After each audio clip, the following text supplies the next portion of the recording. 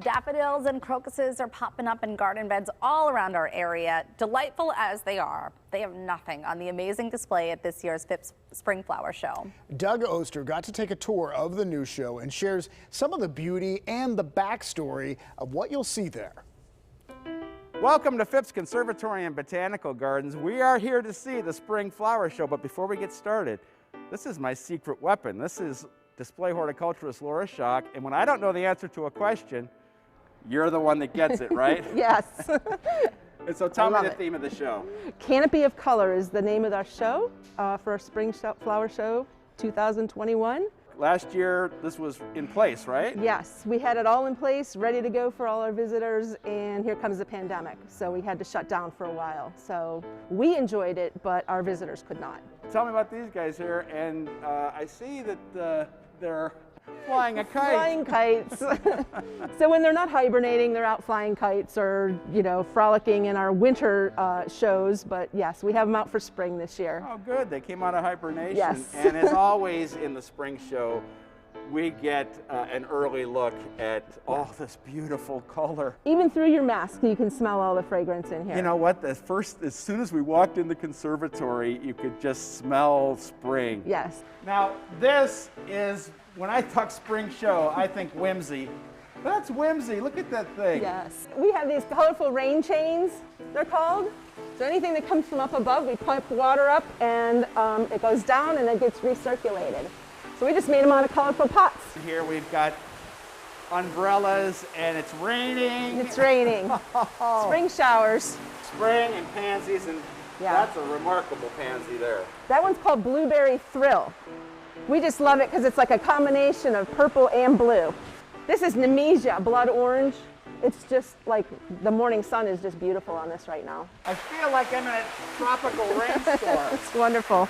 Isn't it soothing? Don't you just want to curl up in bed and open up the windows? The first rain of the spring.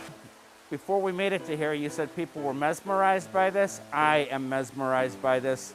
I have no idea how you make this happen. We start them off as little plants in our cool greenhouse all winter. So early winter we start them, and by now they're of course blooming, and they're just gorgeous. A blue poppy? True blue. So tell me a little bit about the color combinations and all the different plants in here. This is amazing. The deep purples and bright yellows just highlight this room. And these? Yes. Holy cow! I've never seen that before. That's a wonderful new one. Pansy Tiger Eye. Wow. You'll find it some places, but yes, you're right. It is a new one. What are the blue flowers? That is Cineraria. Very nice annual that we use to help, you know, bridge the gap between maybe some of the tulips aren't quite as high or open right now. So we use that as our fill-in color. I've always seen it in the catalogs. How hard is it to grow as an annual for us? It's not too bad. It's very easy to find too in your normal garden centers And too. tell me about this. Oh, this is just the perfect stage for you to see it in. This is the dwarf flowering almond, and it's Prunus cerulata. Oh, Very nice. that is stunning. Yeah, it adds a nice little Again, purple this color. is something I've never seen before.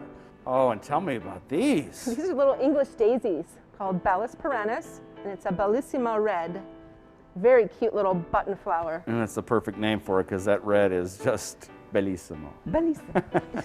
All right, Laura, we have beautiful double daffodils, amazing pansies, even hydrangeas, but they are taking second fiddle to giant dandelions. Giant dandelions.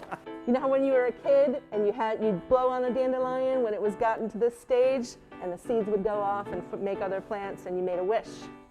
And what is making the foliage for a giant dandelion? That is a giant bird's nest, crenatum. You might not be able to see it, but I'm smiling. Well, first off, wow.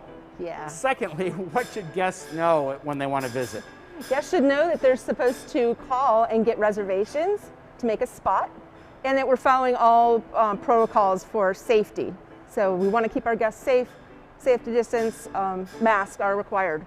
So we had saved this room for last. Talk about canopy of color. Yeah, we have canopy of color with our windmill. We also have wind chimes hanging down. Well, that's definitely a rainbow of color, no doubt. Laura, as always, thank you so much. I'll be sending you some emails with some questions I can't answer, and you should come down and see the Spring Flower Show. We all need a taste of spring, and this is the place to get it. Back to you in the studio. There really is something just so peaceful about walking around a garden, and we have such a beautiful place right in our backyard. I love the kites. I love the windmill so much. I now want a windmill in my backyard. Do you? Yes. You have the space for I'm going it. to start building that this afternoon. Oh, sure you are. No. All right, remember, you have to reserve your tickets in advance to see the show. Yeah, and here's the good news. Phipps just added virtual tours of the spring show for any garden or other groups who want to see it but aren't able to attend in person right now.